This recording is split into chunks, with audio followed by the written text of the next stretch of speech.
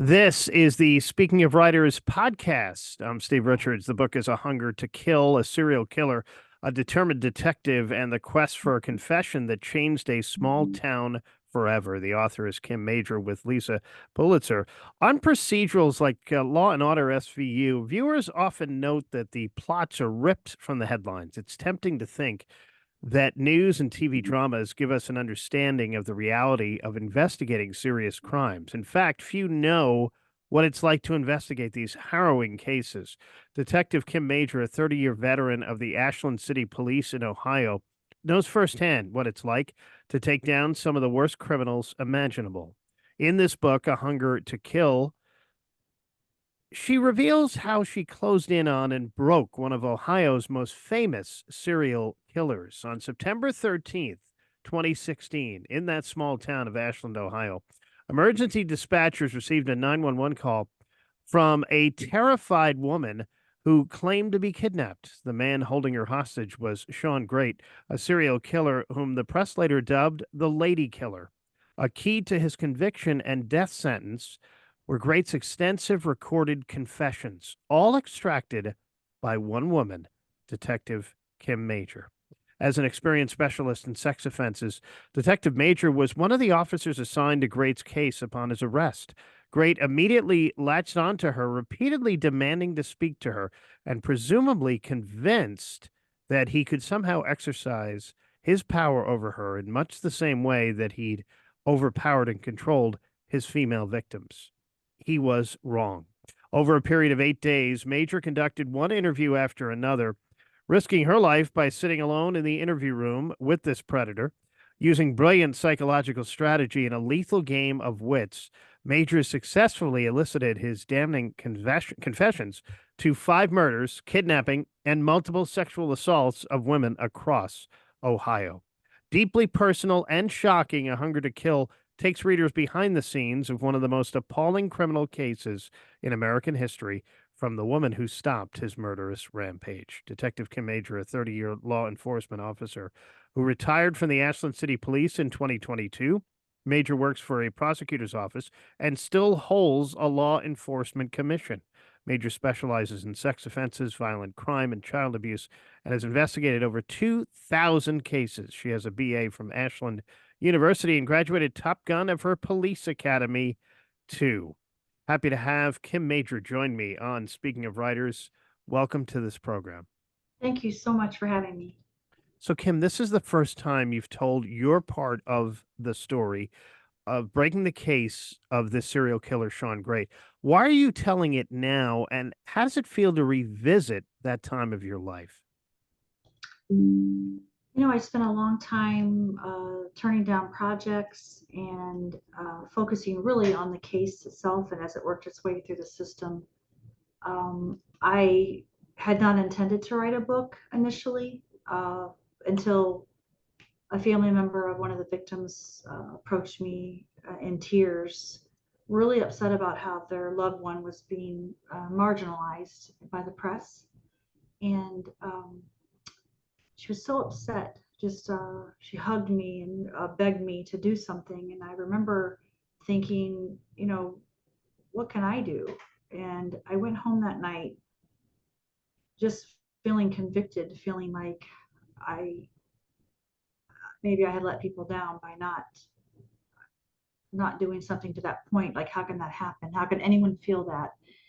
And I decided right then, I will tell the truth. I'm going to tell it like it is. I'm going to talk about the things that we did where we got it right. And I'm also going to bring out where we missed the mark. So I decided I would describe these ladies the way they needed to be described, whether it was someone's infectious laugh or their ability to cook or their ability to hold friendships. I just wanted to say it like it was. This book includes many of the conversations you had with Great. You showed him a great deal of understanding and empathy, too. Why did you take that approach? Well, with the empathy piece, I live with empathy. Like, I don't have to generally fake that. Not that I'm doesn't mean I agree with what anyone did. I could sit in a room and be absolutely repulsed, and I believe in accountability. But my style of interviewing, what works for me is not the TV detective that's slamming their fists on the table. That really doesn't work for me. So I feel like, you have to obviously type someone's personality, and so much of it is just understanding the neural linguistics, the nuances that are put off in an interview. So getting somebody to come to a place where they feel comfortable to talk about the most heinous thing in their entire life, the most intimate and horrible thing in their life, to put someone in a position where they're willing to talk about that. My style of listening, understanding, collecting that data as they talk, and then finding the precise time to push, it works for me. What was he like? Did he try to intimidate you? Did he try to charm you? A lot of our conversation, he seemed like anybody else. Charming, yeah, he'll acknowledge that he charms. As a matter of fact, he called himself the Great Deceiver, which is what an incredible play on his name. Because he puts himself in situations where people can trust him or believe in him. He actually told me at one point that he's not. It's really muted, and he doesn't often know if he's being kind for his own reasons or if he's actually feeling that. So it became blurred even for him. Where did you learn these investigative techniques? Well, you've got some good questions. These aren't typical. So I have spent my entire career learning. I read, I watch interviews, I study people. The psychology of it's important to me because um, it explains everything. So I, even in my last months of work, and I still hold a police commission, so I still do interviews. I still conduct forensic interviews, but I've spent my whole career, even towards the end here, where I am still in training. If I can go to a training and pull one tool out of that, one thing that can arm me with one more way to get someone to talk, one more way to segue from one thing to another, one more ability to understand somebody's, maybe how their history relates to the current. I've never stopped. So I think that's been an edge for me to learn how to do that. So I would interview people. I could see what works. And in the next interview, it may or may not work. It depends on the personality of the person in front of me, the circumstances, what matters to them, what's happened to them in their life. It's so dynamic. So every one of them is different. But then again, some of them are similar. For example, Sean Great, personality wise, was not that far off from, not all, but some others that I've interviewed, to the point that I look back and wonder, in some of those other cases, what did I not push on? What did I miss? I find myself often wondering that, because I spent the first half of my career where I would get someone to confess to something, and I would be outside the room like high-fiving officers because I got it. And then as you progress in your career and people start confessing to 2, 3, 4, or 5, as many as 11 victims in my cases, you start realizing that all of those confessions you got before were partial confessions. And then you own that. You feel convicted about that. We wonder, what did I miss? Even in this case, this is probably a partial confession. Tim Crate was brought in after being caught kidnapping and sexually assaulting a woman. As you spoke with him in connection with these crimes, it became clear that there were other victims too. How did you feel realizing this, and how did it change your investigation? At first, I didn't know if he was toying with me because it wasn't making sense. We didn't know that he had killed anyone. We knew he had kidnapped a woman, that he had held her captive, and that he had sexually assaulted her. We did not know that he had killed anyone. So it ended up being kind of a dry interview. Uh, because I've been doing investigations for so many years, I it's evolved to where I never think I got it all. So I always try for more. I try for things I don't even have. But in this case, it definitely took a turn when I started pushing about a woman who was missing in our town. I didn't know that he had anything to do with it, but I dropped my ego at the door. I checked that, and then I pushed for it. It's almost embarrassing. You feel it when you're accusing somebody of something you don't know that they did. And if you can check your ego at the door, greatness can follow, because you become less worried about what you're saying and that people know you might be wrong, because you have to live your life not feeling like, well, what if I'm wrong? What if I say that and I'm wrong? You have to live it as a detective, or really as a human, thinking, well, what if I do nothing and I was right? So you push through that awkward, and you go for it. It changed investigatively. I could feel it mounting.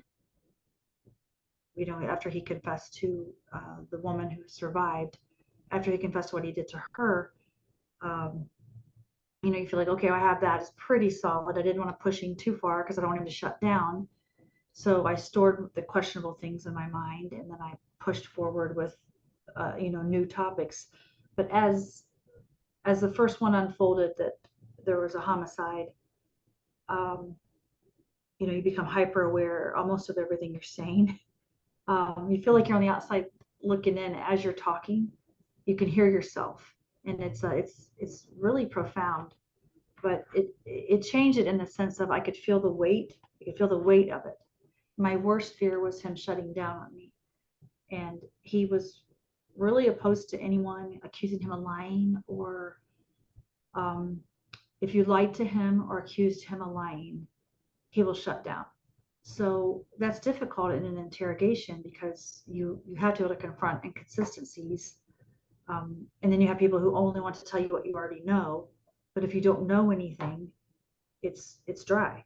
So it's tough, but the weight of it was mounting, and it mounted and it mounted as the days progressed. So I spent 33 hours with him over eight eight separate days, which over the course of weeks, gathering these confessions on these various victims from multiple counties across Ohio. We're an 88 county state, and these crimes crossed multiple counties.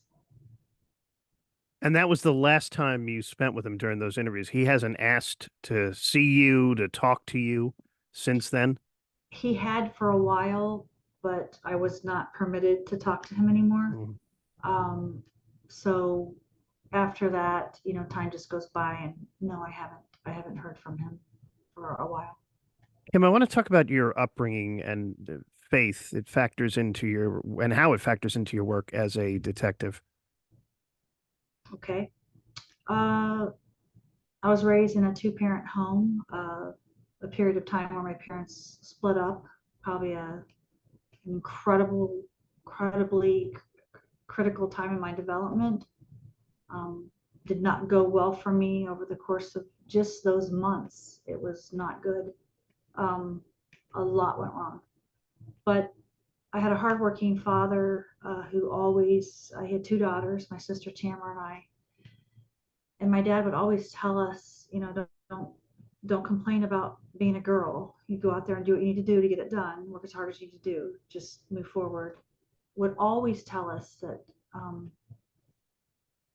that being a girl should keep us from doing anything.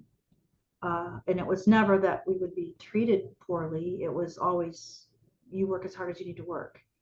So uh, my dad was a tough guy, um, extremely protective, extremely,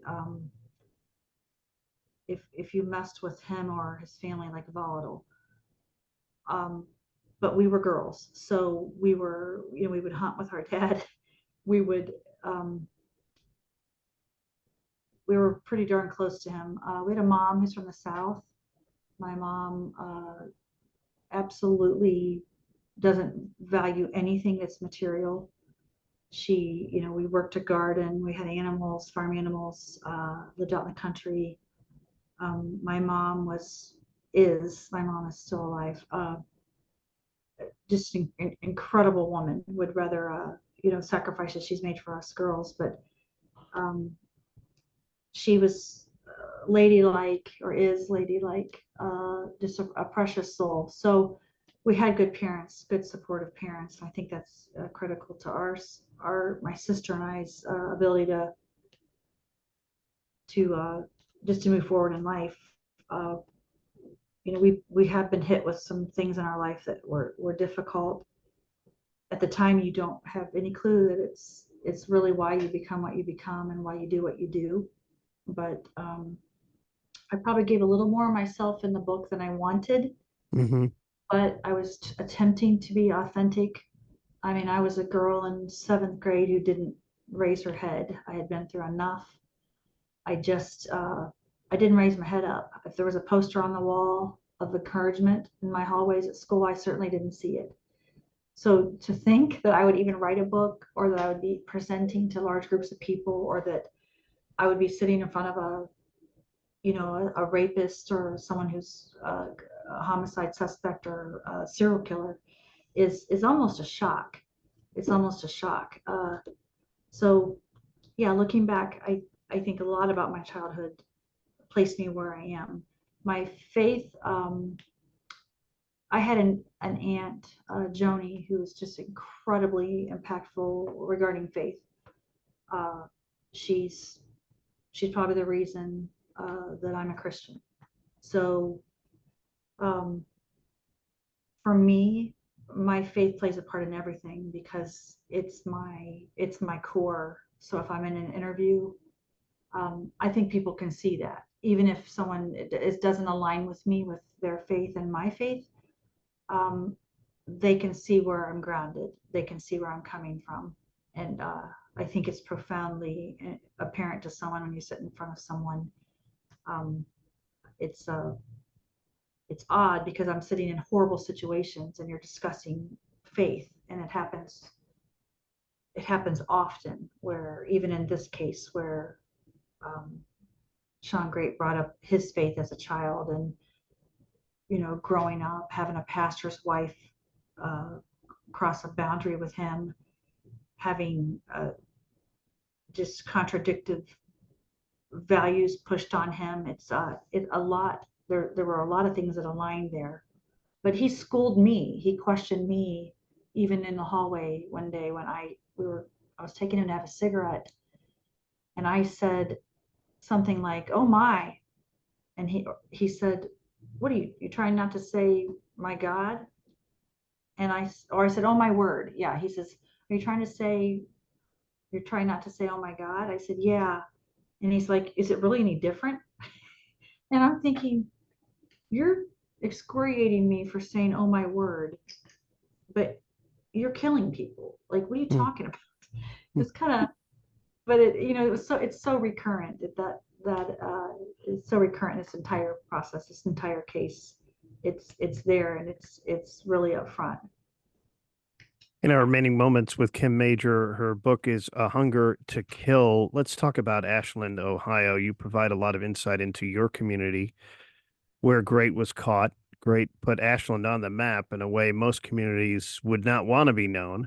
How did the community respond to this, and has it changed the town, Kim? Well, wow, we were so hell-bent on this not affecting us. Uh, Great said that we were complacent, and we have a lot of churches here, and we were complacent, and so this happened. Um, it's not our fault; it's his fault. Um, we have a relatively safe community. There are a lot of churches. People do leave their doors unlocked.